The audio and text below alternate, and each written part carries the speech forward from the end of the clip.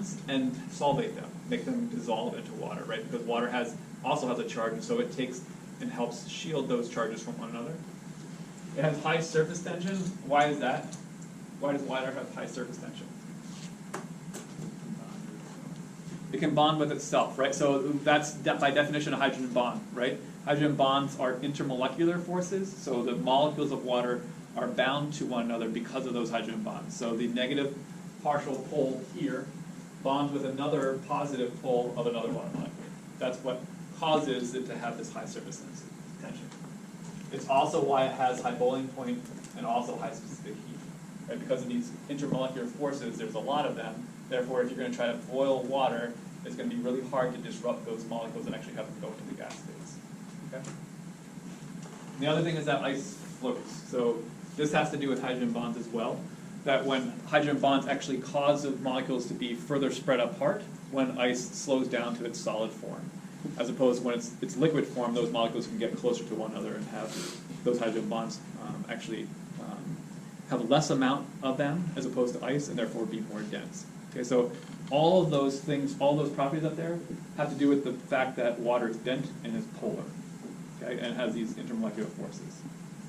Okay. Questions on any of them? Okay, so why don't you take 2 minutes to explain how these properties relate to oxygen's electronegativity and the intermolecular forces that are present in water, just so you can have an opportunity to try out the words that I've just spoken to you, and let's see if there's any confusions that result from that. And then I'm going to move on and tell you a couple more things about water. Okay, go. I guess if you look at those elements go out to the right, and so oxygen is very electronegative. That's the word. Hydrogen is not. And so there's a process just like negative charge going towards it has a polarity, and it's just polarity of the oxygen and the water molecule. It leads to that's sort of it. It makes sense. Yeah.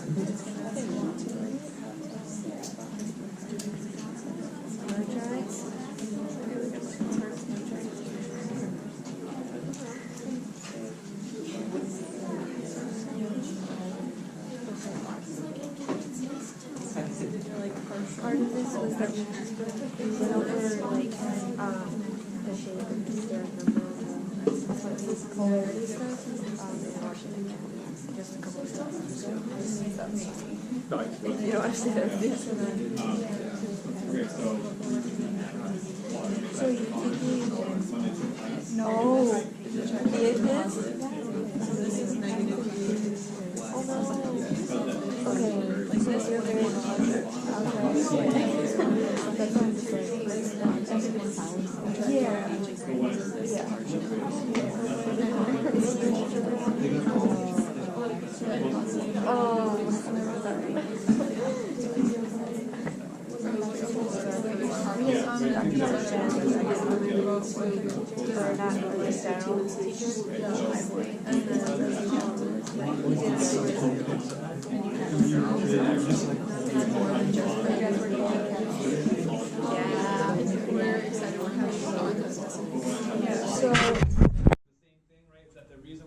surface tension is because of all of these intermolecular forces. So all of these arrows are representing hydrogen bonds that are occurring. Okay? And this is the boiling point, right? So you should be able to explain this slide to your neighbor, right? So explain why the melting and the boiling point are so different given H2O and H2S. And here's your electronegativity values for those different molecules or different atoms. So you should be able to connect these data. I think that we've covered it, but let's just make sure you understand. So explain why there's such a drastic difference between the melting and boiling point between these two compounds.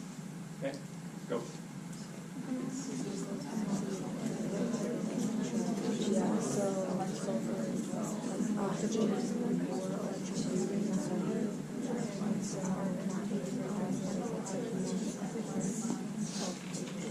oxygen is more So, I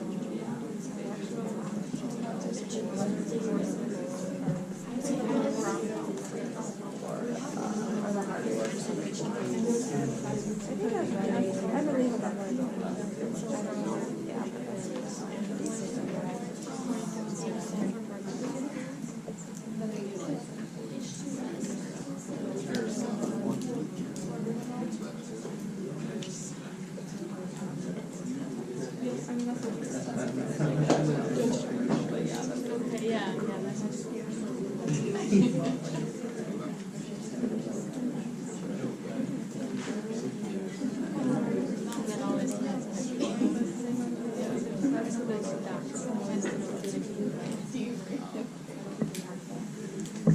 Great. What'd you come up with?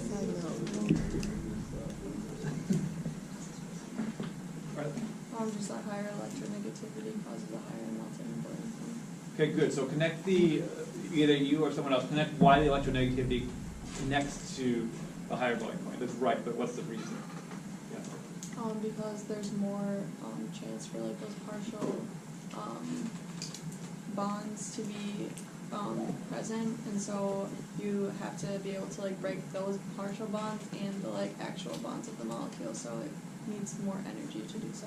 Okay, good. Close. There's one mistake in that explanation that I'm going to catch. I think you just misspoke. But what happens when you go a boiling point? What's phase change? What are you doing? What's that?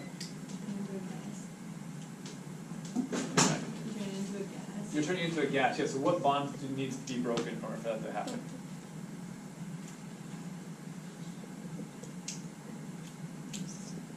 The hydrogen bonds? The hydrogen bonds. What about the covalent bonds?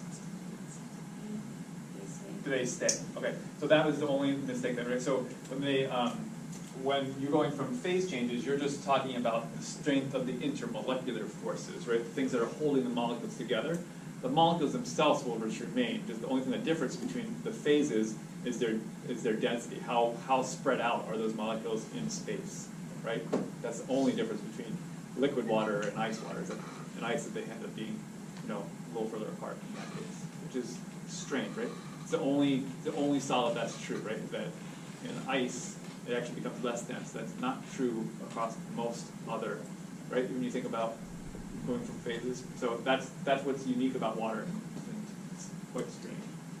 Okay, so yes, so this difference is completely explained by the presence of what? What does H2O have that H2S doesn't?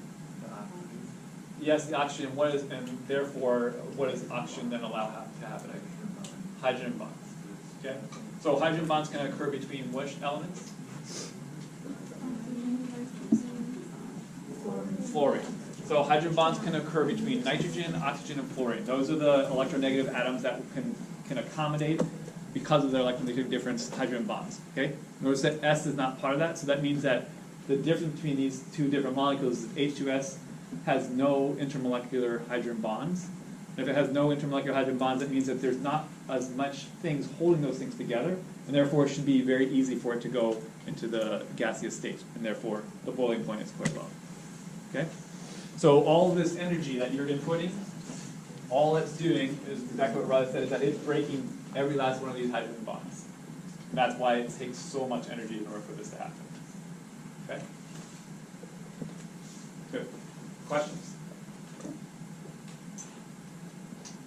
Okay. So, enough about carbon, enough about hydrogen, or enough about water. I want to talk about now the building blocks from that and how that we go through this organization. So, we'll spend more time diving into this, but as we start, I want you to understand big picture so you can kind of see how this stuff all fits together.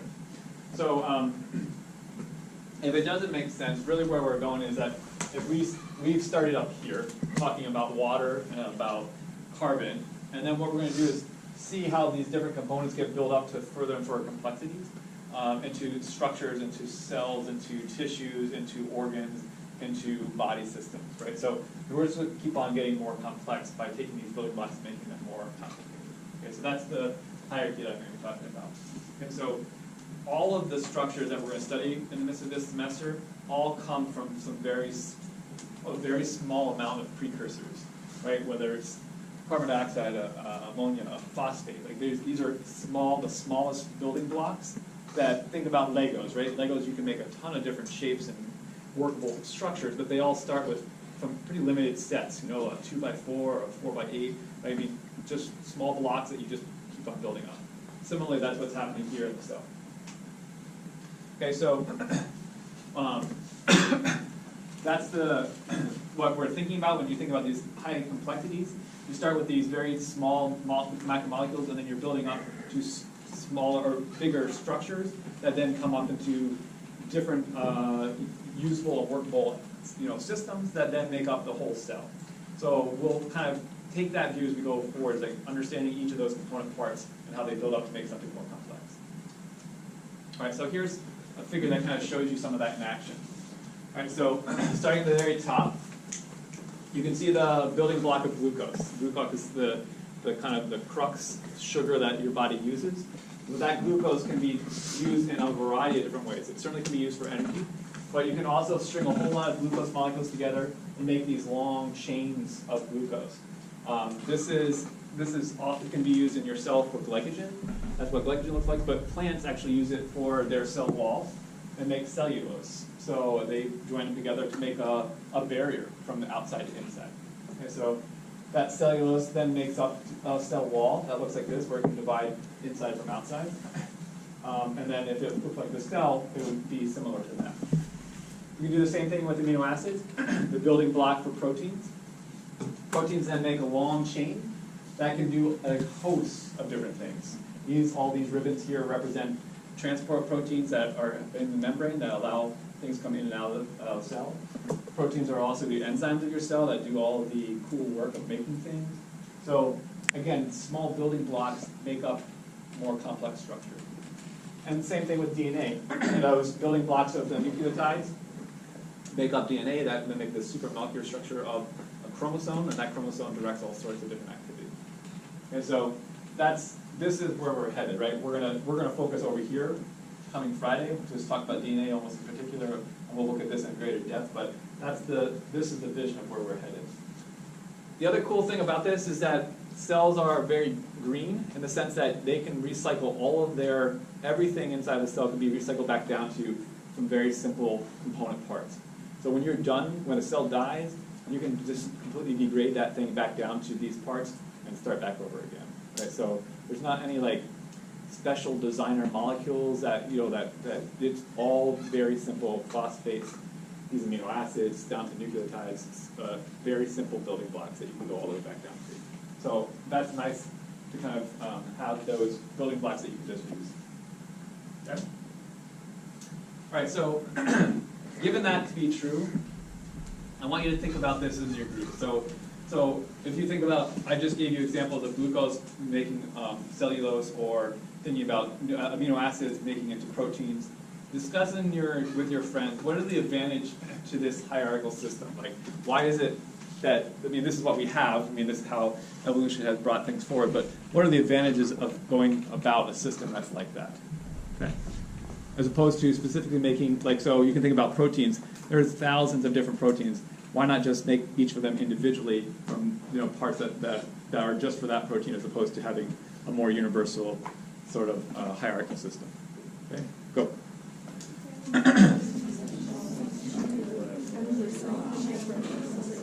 I just have one base and then use that to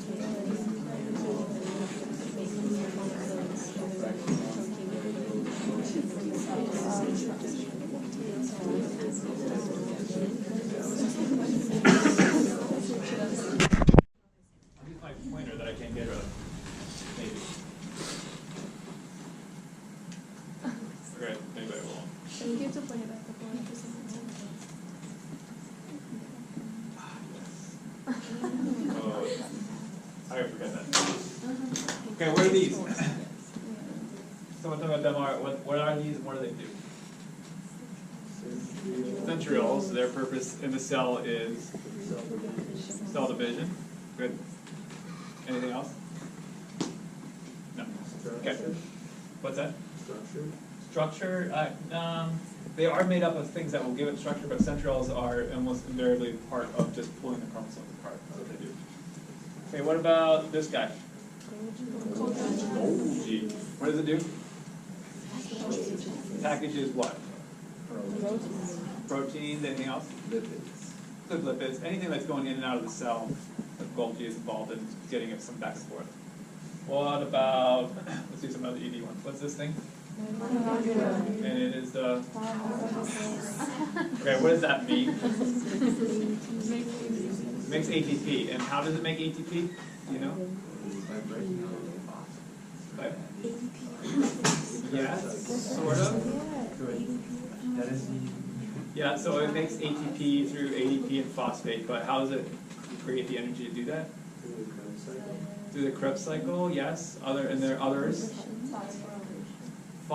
Yeah, so what kind of phosphorylation happens in the mitochondria? Oxidative phosphorylation. Okay, so what is the definition of oxidative phosphorylation? What's the energy that's used to make ATP? How many membranes does the mitochondria have? 2. What's the intermembrane space? Why is that important in this conversation?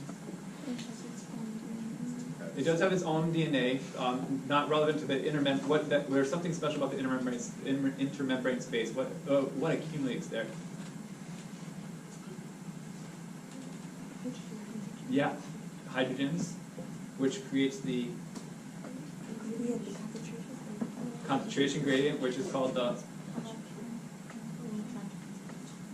electron transfer chain, which creates the difference of protons across the membrane, which is called the proton motive force. Proton motive force? No? Never. All right. So, well, that's so interesting that you knew oxidative phosphorylation, but you didn't get. So the way that ATP is created in the mitochondria is that protons flow out into this intermembrane space, and then they're allowed specifically back through the membrane at one spot, which is the ATP synthase, which causes that thing to spin, and that causes ATP to be produced. So that's the powerhouse of the cell. It makes ATP through those protons being only allowed back in that one spot. Anyway, that's oxidative phosphorylation. All right, good. So what are these guys? Ribosomes. What do they do? Make proteins. Good. So what is this thing then? Rough ER. What's the rough ER, and why is it different from the smooth ER? Okay, good. So the rough ER has ribosomes on it. The smooth ER does not. So why would a ribosome need to be associated with the ER? Okay, good. Direct access to transport, right? So some proteins are directly meant to be pushed out of the cell. Those should go to the rough ER, and they're going to be put into a vesicle and pumped out of the cell. Okay? Good. What about, what's this thing? Nucleus. Good. What's the point of that? Good. What's this thing? Yeah, nuclear pore, or envelope, is both one or the other. What's this space here? This is the nucleus, and what's this? Nucleolus. What the heck is that?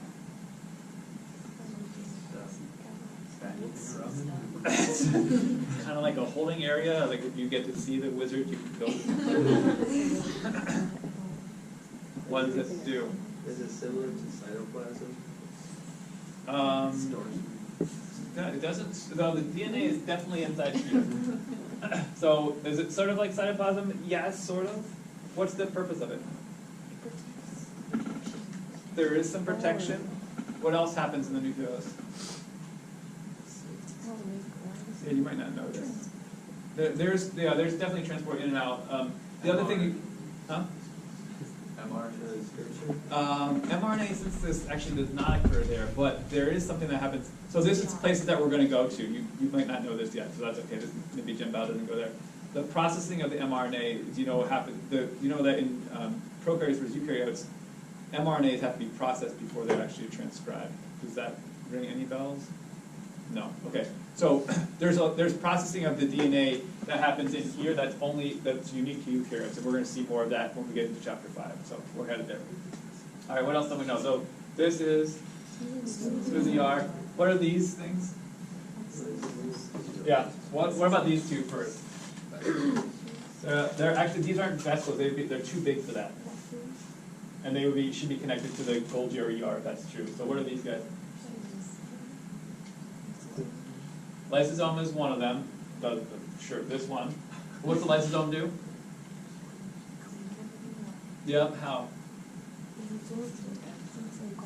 It engulfs it, it eats. So this is like the stomach of the cell, right? Lysosomes, through enzymatic digest, take things that are been flagged for destruction and return them to the component parts. So if there are proteins that need to be recycled, they get recycled in the lysosome, they get chewed up. There's another recycling center of this one, which is called the lysosome and the peroxisome. You heard of peroxisome? Okay. So a peroxisome is another recycling center. It uses oxidative stress, so like oxygen radicals, to digest and to turn over lipids, proteins, anything that needs to be digested. So two different recycling centers. And then there's one thing up here. What's this called? A vacuole. Yeah. So this is just a membrane-bound vesicle that you could probably store things in. Like either like you need a lot of glucose, you could have a vacuole that contains glucose, or storage of some sort of component that you need in the cell. Okay, so that's just a generic vacuole. Did we miss anything else? Oh, so this is called the cell membrane. I think that's it. Okay? All right, so this one should be a little bit more straightforward. So we have 5 minutes left. Take 2 minutes to figure out what those things are. Go. This is a clear envelope. I'm in a cellular cell wall.